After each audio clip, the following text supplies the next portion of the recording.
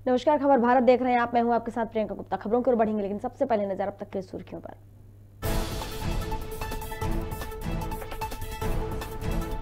हिमाचल प्रदेश में बादल फटने से आई बाढ़। जम्मू कश्मीर में 22 लोगों की हुई मौत। उत्तराखंड में रेड और दिल्ली में ऑरेंज अलर्ट किया गया जारी।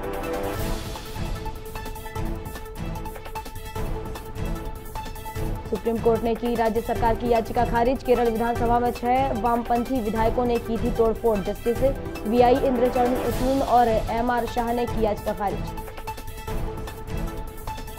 भोपाल में सामूहिक हड़ताल पर बैठे शासकीय अधिकारी कर्मचारी। पूर्व मुख्यमंत्री कमलनाथ हड़ताल का कर रहे हैं समर्थन। एरियर की राशि भुगतान समेत कई मांगों को लेकर की जा रही हड़ताल।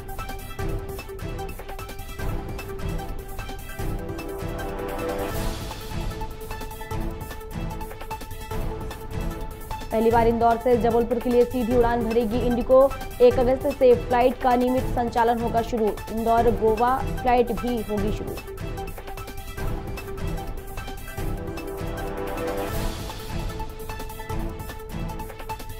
विदिशा के गंजबासौदा में बदमाशों ने बुजुर्ग दंपति की हत्या। घटना से क्षेत्र में फैली सनसनी। मामले की जांच में जुटी पुलिस।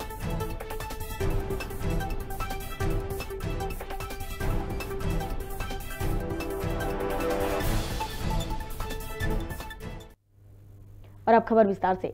मानसून अब धीरे धीरे पूरे प्रदेश में तबाही मचा रहा है। बता दें कि बुधवार को जम्मू कश्मीर, हिमाचल प्रदेश और लद्दाख में बादल फटने और भूस्खलन होने से 22 लोगों की मौत हो गई है। वहीं मौसम विभाग विज्ञान ने उत्तराखंड के लिए रेड अलर्ट और दिल्ली के लिए ऑरेंज अलर्ट जारी कर दिया है। तो वहीं प्राकृतिक आपदा के चलते एनडीआरएफ यानी राष्ट्रीय आपदा प्रतिक्रिया बल की टीमों को बचाव अभियान चलाने और नुकसान का आकलन करने के लिए तैनात कर दिया गया है।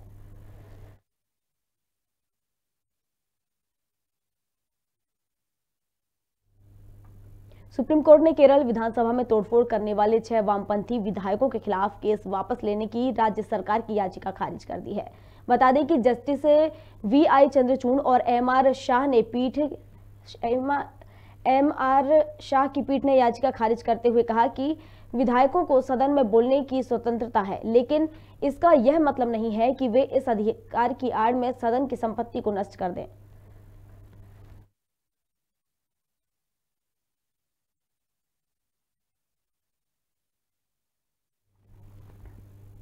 मध्य प्रदेश के शासकीय अधिकारी और कर्मचारियों ने अपनी मांगों को लेकर सामूहिक हड़ताल कर रहे हैं। बता दें कि शासकीय अधिकारी कर्मचारी की मांग है कि एरियर की राशि के भुगतान से लेकर महंगाई भत्ता, गृह भाड़ा और पदोन्नति प्रक्रिया शुरू की जाए। वहीं पूर्व मुख्यमंत्री कमलनाथ ने ट्वीट करते हुए कहा है कि मैं सरकार से मांग करता हूं कि इनकी मांगों पर तत्काल सहानुभूतिपूर्वक विचार कर निर्णय लिया जाए।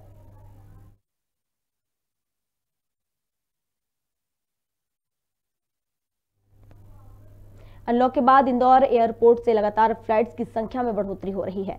बता दें कि इंडिगो अब इंदौर से जबलपुर के लिए पहली बार सीधी उड़ान भरने वाली है। इंडिगो की यह उड़ान 28 अगस्त से शुरू होगी। वहीं इंदौर से रोजाना फ्लाइट से सुबह 7:45 पर रवाना होगी।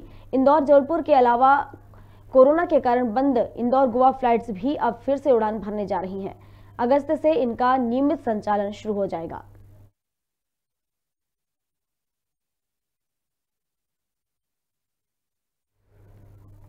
विदिशा के गंजबासौदा में एक बुजुर्ग दंपति की अज्ञात बदमाशों ने हत्या कर दी। सुबह होते ही पूरे गांव में सनसनी फैल गई। दरअसल मामला रिटहरी गांव का है, जहां 2 बुजुर्ग दंपति की धारदार हथियार से हत्या कर दी गई। वहीं मामले में एसपी का कहना है कि बदमाशों ने पहले बुजुर्गों की आंखों में मिर्ची डाली और फिर उसके बाद गला रेत कर दोनों की हत्या कर दी। वहीं पुलिस ने मामला दर्ज कर जांच शुरू कर दी है। जिला विदिशा के ग्राम रिटहरी में, जो थाना त्योंदा के अंतर्गत आता है, वहाँ 2 लोगों के शव अपने घर पे मिलने की सूचना प्राप्त हुई थी। उसके आधार पर पुलिस टीम पहुंची और उनकी शिनाख्त कर ली गई है। जो 2 लोगों के शव प्राप्त हुए हैं, उनका नाम दिलीप सिंह रघुवंशी है और प्रेमा भाई रघुवंशी है। दोनों लगभग 70 की उम्र के ऊपर थे और प्रथम दृष्टया ऐसे सबूत मिल रहे हैं जिससे मालूम पड़ता है कि हत्या की घटना है, जिसके आधार पर अभी थाना त्योंदा में एफआईआर की गई है। हत्या के संदर्भ में पुलिस तहकीकात कर रही है और कुछ सुराग लगे हैं हमें, जिससे हमें एक दिशा मिल रही है इसकी विवेचना में। उम्मीद है शीघ्र ही इसमें गिरफ्तारी कर ली जाएगी। देश भर में आज ग्लोबल टाइगर डे मनाया जा रहा है। वहीं मध्य प्रदेश के मुख्यमंत्री शिवराज सिंह चौहान ने भी वर्ल्ड टाइगर डे पर प्रदेश के पूरे वन अमले को बधाई दी है। सीएम ने कहा है कि मध्य प्रदेश टाइगर स्टेट है, इसलिए मध्य प्रदेश टाइगर बचाएगा भी और टाइगर बढ़ाएगा भी। इस दौरान मुख्यमंत्री ने पन्ना टाइगर रिजर्व में सफल हुए बाघ पुनर्स्थापना का विशेष उल्लेख किया और सतपुड़ा के घने जंगलों में लगातार बढ़ रही बाघों की संख्या को लेकर प्रसन्नता भी व्यक्त की है। आज ग्लोबल टाइगर डे है और टाइगर बचाने के लिए मध्य प्रदेश में टाइगर पार्क के और हमारी वाइल्ड लाइफ की पूरी टीम के द्वारा जो प्रयत्न किए गए हैं वो अभिनंदनीय है। चाहे पन्ना में फिर से टाइगर बसाने का मामला हो या सतपुड़ा टाइगर रिजर्व, जिसकी एक अपनी अलग पहचान है। ये प्राकृतिक सौंदर्य का खजाना है। मैं टाइगर पार्क वाइल्ड लाइफ से संबंधित अपने सभी अधिकारियों को, कर्मचारी मित्रों को, इस काम में लगी पूरी टीम को बहुत बधाई देता हूं, इस संकल्प के साथ कि मध्य प्रदेश टाइगर बचाएगा भी, टाइगर बढ़ाएगा भी। पूर्व मुख्यमंत्री कमलनाथ से विधायकों के मेल मिलाप का दौर फिर से शुरू हो गया है। बता दें कि यूथ कांग्रेस के प्रदेश अध्यक्ष विक्रांत भूरिया कमलनाथ से मिलने उनके निवास पहुंचे, जहां उन्होंने खबर भारत से बात करते हुए बताया कि दमोह उपचुनाव में युवा कांग्रेस ने जबरदस्त प्रदर्शन किया था। उसी तरह प्रदेश में होने वाले 3 विधानसभा उपचुनाव सहित खंडवा लोकसभा उपचुनाव को लेकर भी कांग्रेस ने कमर कस ली है।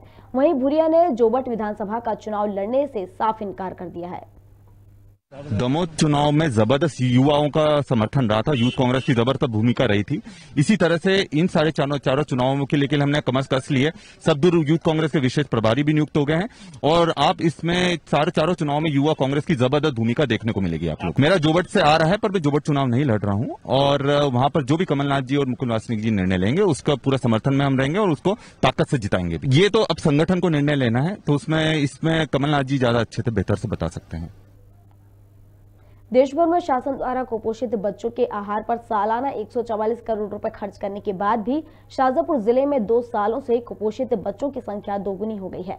आपको बता दें कि जिले में पिछले 2 सालों से अति कुपोषित बच्चों की संख्या में 3000 से ज्यादा इजाफा हुआ है।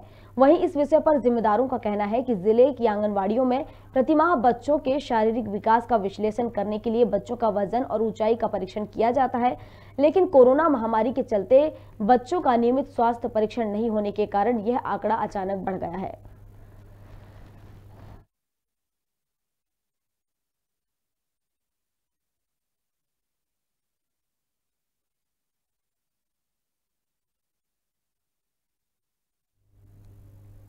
पश्चिम बंगाल के हासीमारा एयर बेस पर राफेल की दूसरी स्क्वाड्रन की तैनाती की गई है। आपको बता दें कि एयरफोर्स की ईस्टर्न कमांड के 101 स्क्वाड्रन में 6 राफेल विमानों को शामिल करने के साथ ही देश की पूर्वी सीमा पर पुख्ता निगरानी का इंतजाम हो सकेगा।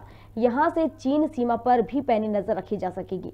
बता दें कि स्क्वाड्रन में राफेल की तैनाती के मौके पर फाइटर जेट को वाटर कैनन सैल्यूट भी दिया गया।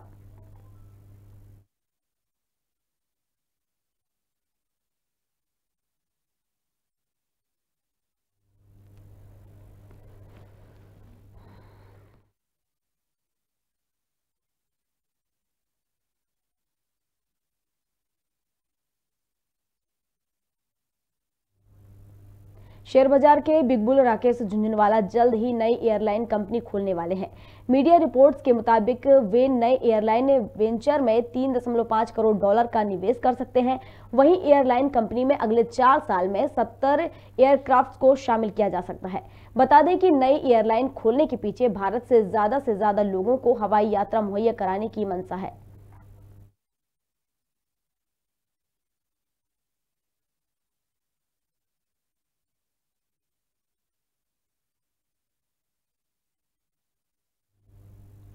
लोकसभा का मानसून सेशन अब तक काफी हंगामेदार रहा। पहले हफ्ते में केवल 4 घंटे ही कामकाज हो पाया था और इस हफ्ते भी तकरीबन वही हाल रहा। बता दें कि लोकसभा में विपक्षी सांसदों ने स्पीकर की तरफ पर्चे फेंके और खेला होवे के नारे भी लगाए। विपक्षी नेताओं की मांग है कि सदन में पेगासस पर चर्चा की जाए। वहीं सरकार का कहना है कि वह किसी भी मुद्दे पर चर्चा करने के लिए तैयार नहीं है, लेकिन विपक्ष ऐसा व्यवहार कर रहा है जो लोकतंत्र के लिए अच्छा नहीं है।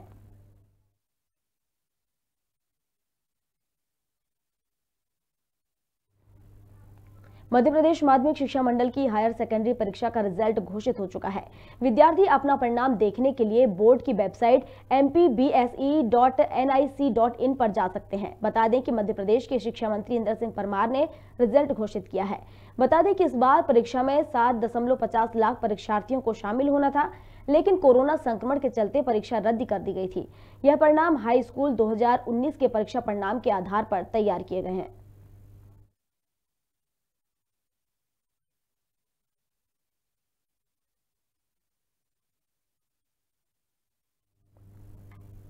बैतूल जिले के शोभापुर से दिल दहला देने वाली घटना सामने आई है। बता दें कि एक कलयुगी पुत्र ने ही अपने पिता की हत्या कर दी। जानकारी अनुसार पिता और पुत्र में कुछ कहासुनी हुई थी, जिसके चलते आरोपी जयप्रकाश ने अपने 70 वर्षीय पिता रामसन चौरसिया को मौत के घाट उतार दिया। घटना के बाद से आरोपी फरार बताया जा रहा है। वहीं जानकारी लगते ही एसडीओपी महेंद्र सिंह चौहान पुलिस बल के साथ मौके पर पहुंचे और आरोपियों की तलाश शुरू कर दी है।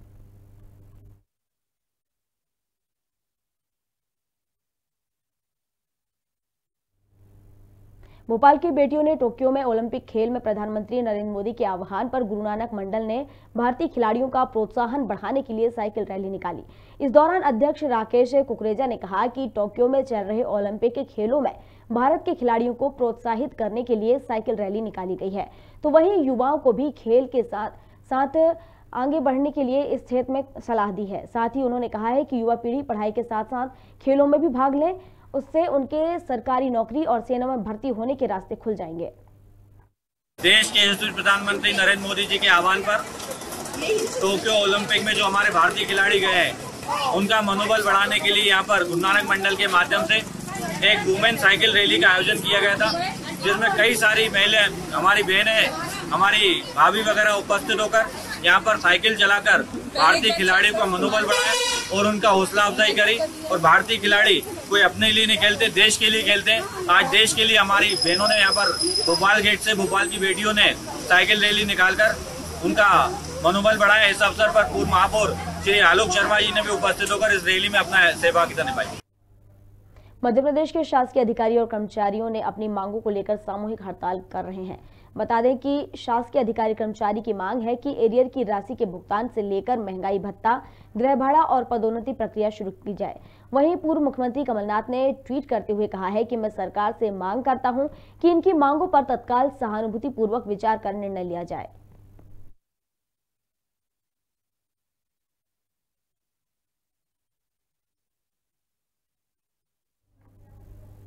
मध्य प्रदेश में बढ़ते बिजली बिलों को लेकर कांग्रेस के पूर्व ऊर्जा मंत्री प्रियव्रत सिंह ने मीडिया से चर्चा करते हुए कहा कि कमलनाथ के नेतृत्व में जब कांग्रेस की सरकार बनी थी तब इंदिरा ज्योति किसान योजना के माध्यम से किसानों का बिजली का बिल माफ किया गया था। योजना के अंतर्गत 10 HP तक के किसानों के बिल आधे किए गए थे, जिसमें लगभग 23 लाख उपभोक्ताओं को लाभ मिला था। लेकिन भाजपा की सरकार में हर जिलों में बिजली बिल की गड़बड़ी के मामले ही सामने आ रहे हैं।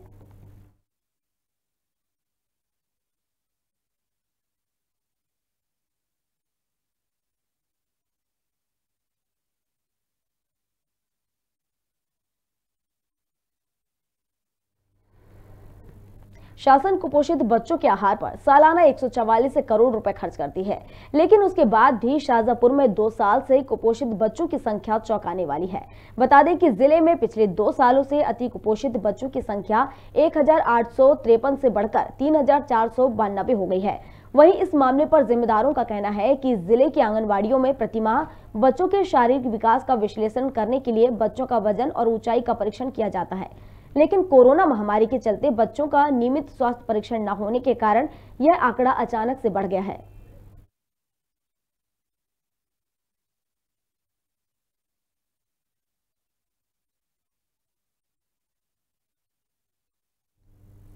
मध्य प्रदेश के पन्ना टाइगर रिजर्व में पिछले 3 महीने पहले एक बाघिन की मौत हो गई थी, जिसके बाद से बाघिन के शावक अनाथ हो गए थे। तो वहीं अब प्राकृतिक व्यवहार से विपरीत पिता बाघ जंगली गुण सिखा रहा है। नर टाइगर ने अपने बच्चों की परवरिश की, साथ ही शावकों को शिकार खेलना भी सिखाया। जंगल की झाड़ियों के बीच शावकों का शिकार करते और जंगल में घूमते शावकों का एक खूबसूरत वीडियो सामने आया है।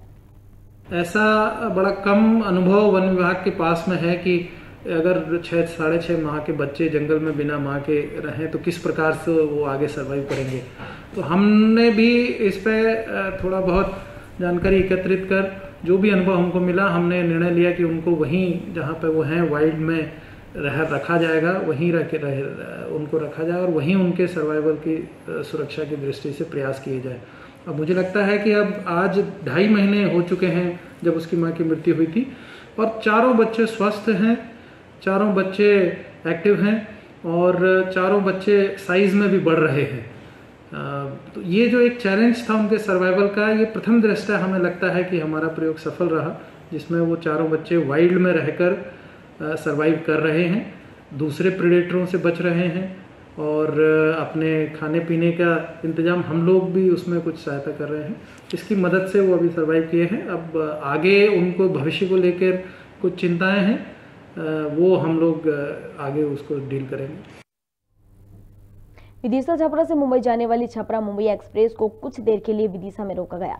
बता दें कि भोपाल कंट्रोल रूम से विदिशा पुलिस को लुटेरों के ट्रेन में चढ़ने की सूचना मिली थी, जिसके बाद विदिशा रेलवे स्टेशन पर आरपीएफ, जीआरपी और पुलिस बल ने जांच शुरू की और पूरी ट्रेन की सर्चिंग की गई।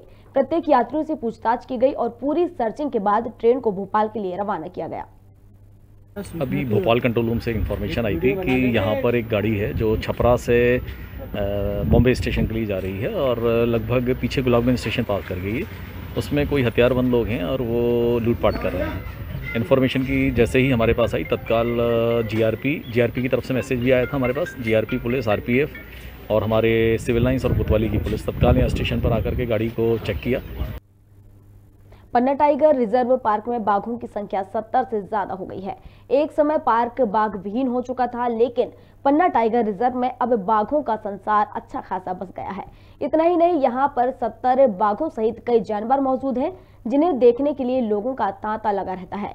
लोग यहाँ सावधानी पूर्वक जानवरों को देख सकते हैं। आपको बता दें कि भारत में पन्ना टाइगर रिजर्व ही एकमात्र ऐसा पार्क है जहां हर जींस पूल के बाघ पाए जाते हैं, क्योंकि यहां अलग अलग रिजर्व सेंटरों से बाघों को लाकर बसाया गया है।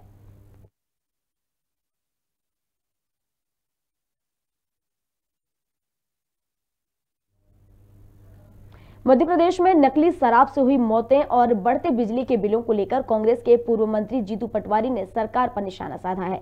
उन्होंने कहा कि मध्य प्रदेश में शिवराज की नकली सरकार बनी है, तभी नकली शराब से मंदसौर में 14 लोगों की मौत हुई है। वहीं उन्होंने ये भी कहा कि लाइसेंस शराब में नकली शराब भरकर बेची जा रही है। कोरोना की नकली दवाई इसी सरकार में आई है। मैं मानता हूं कि 2 मुद्दों पे आज की प्रेस ब्रीफिंग, प्रेस से बात करने का, मध्य प्रदेश की जनता को अवगत कराने का जो मादा है, एक बिजली विभाग की भयावहता और लोगों को उससे मिलने वाली यातना है, उस पर प्रीवत जी आपको पूरा विस्तार से बताएंगे। और एक प्रदेश में नकली और जहरीली शराब से मरते हुए लोग। अभी मंदसौर में जहरीली शराब से 14 लोगों की मौत हुई। मुख्यमंत्री ने कहा माफिया यहाँ से, शराब माफिया भाग जाओ, 10 हाथ गहरे गड्ढे में गाड़ दूंगा। वो गहरा गड्ढा कहाँ है आज तक पता ही नहीं चला, और जब मिला तो आदिवासियों की लाशें मिली उसमें।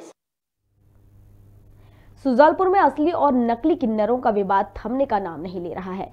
आए दिन किन्नरों में बधाई और वसूली को लेकर गाली गलौज और मारपीट होती रहती है। ऐसा ही एक मामला सिटी क्षेत्र से आया, जहां किन्नर छाया और उसके साथियों के साथ मिलकर किन्नर मुस्कान और उसके साथी राजेंद्र ने मारपीट कर दी और उनसे बधाई में मांगकर लाए 15,000 रुपए भी छीन लिए।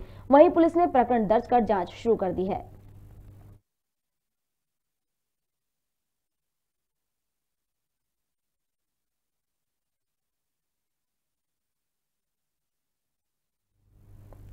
राजधानी भोपाल से कमलानगर से रिश्तों को तार तार कर देने वाला एक मामला सामने आया है, जहां एक रिश्तेदार युवक ने 17 साल की नाबालिग को अपनी हवस का शिकार बनाया है।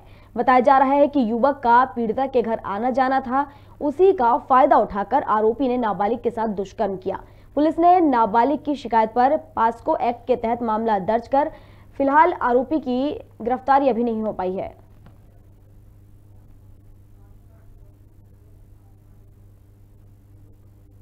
ये साइबर सेल में एक मामला सामने आया था, नहीं मैं आवेदन तो आपको बताया शिक्षा मंत्री हैं, उनके जो ओएसडी है उनका कोई नाम का दुरुपयोग कर इसमें पैसों की ठगी कर रहा है, ट्रांसफर कराने के नाम पे, प्रमोशन कराने के नाम पे। इसमें हम लोगों ने मामले को संज्ञान में लेते हुए एफआईआर दर्ज कर ली है और इसमें हम लोग अपनी तकनीकी एनालिसिस से और बाकी हम सूचना संकलन से इसमें हम लोग जो पूरी जानकारी को निकाल रहे हैं और इसमें जल्दी हम लोग पकड़ेंगे।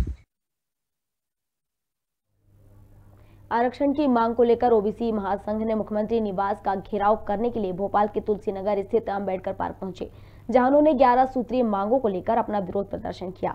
ओबीसी वर्ग के लोगों का कहना है कि प्रदेश में लगभग 50% आबादी ओबीसी वर्ग की है और प्रदेश के मुख्यमंत्री शिवराज सिंह चौहान भी इसी वर्ग से आते हैं, लेकिन काफी लंबे समय से यह वर्ग अपनी मांगों को सरकार के सामने रख चुका है, लेकिन उनकी मांगें पूरी नहीं हो रही हैं। 27% आरक्षण की मांग को लेकर ओबीसी एक बार आज फिर सड़कों पे आ गई है। आप देख सकते हैं कि तुलसी नगर क्षेत्र में ये पूरी ओबीसी महासंघ जो है यहाँ पर एकत्रित होकर मुख्यमंत्री निवास का घेराव करने पहुंचे हैं। यहाँ पर रोडों पर किस तरह से अपनी बातों को लेकर यहाँ पर मौजूद हैं। आप देखिए किस प्रकार से अपना ये विरोध बता रहे हैं। लगातार ये कह रहे हैं कि वोट जब हमारा वोट है तो हमारा चलेगा। लगातार ओबीसी अपनी जातिगत गणना करवाने की बात को लेकर आरक्षण पर लगे हुए हैं। वहीं चयनित अभ्यर्थी ये भी मांग कर रहे हैं कि शिक्षा भर्ती को लेकर 13% ओबीसी आरक्षण जो है वो समाजित सरकार को करना चाहिए। हम बात करेंगे, यहाँ कुछ लोग यहाँ पर मौजूद हैं। क्या है पूरी मांगे और किस प्रकार से, क्या है आपकी पूरी मांगे और किस प्रकार से आप अपना आंदोलन पूरा कर रही है? देखिए, मध्य प्रदेश में 51% संख्या ओबीसी समाज की है। मध्य प्रदेश में लगभग आजादी के बाद से केवल 7% आरक्षण दिया रहा है। कहने के लिए केवल 14% है, लेकिन वास्तव में 6.5% दिया रहा है। हम लोग ओबीसी महासभा के लोग संख्या के अनुपात में यहाँ पर आरक्षण मांग कर रहे हैं। 51% संख्या ओबीसी की है। शिवराज सरकार, भाजपा सरकार, मोदी सरकार 51% लोग करे। दूसरा, जाति की जनगणना की हम लोग मांग कर रहे हैं। हमारी जनगणना ओबीसी जनगणना करा रही है, विधानसभा से प्रस्ताव करें। साथ में जो नीट की परीक्षा है, एनएचएम की परीक्षा है, सीट की परीक्षा है, उसमें 17% करें। छवि भारद्वाज जो लगातार ओबीसी का आरक्षण पर रोक लगाने का काम कर रही है, उस तत्काल पर करें, नहीं तो मुख्यमंत्री आवास को हम लोग घेरने का काम करेंगे। ये तो शुरुआत है, आगे इससे बड़ा भी आरक्षण लागू होने वाला है। लेकिन इसके पूर्व पहले नगरीय प्रशासन मंत्री ये कह चुके हैं कि हम आरक्षण को लेकर लगातार कटिबद्ध हैं। बिल्कुल, क्या हमें आरक्षण लागू करना पड़ेगा, तब तक हम लोग वहां से उठने वाले नहीं है। और शिवराज सरकार को और केंद्र सरकार को हम लोग घेरने का काम करते रहेंगे। क्या मांगते कि कांग्रेस भी आपके समर्थन में आएगी? देखिए, कोई राजनीतिक पार्टी नहीं है, समाज के पिछड़े वर्ग के लोग प्रतिनिधि हैं, भले वो भाजपा में, कांग्रेस में, वो सब लोग साथ में हैं। 220 संगठन हमारे साथ में है यहाँ पर, वो सभी का समर्थन है। सब लोग आगे बढ़ने के लिए आगे बढ़ रहे हैं। पुलिस प्रशासन के द्वारा पूरी सतर्कता रखी गई है, क्या मानते हैं? देखिए, पुलिस का काम रोकने का है। शिवराज सरकार डर रही है पिछड़े आरक्षण को लेकर। नरोत्तम मिश्रा की पुलिस यहाँ पर ओबीसी को रोकने का काम करेगी, तो प्रदेश के हर जिले में वहाँ पर मंत्रियों को घुसने के रोकने का हम लोग काम करेंगे।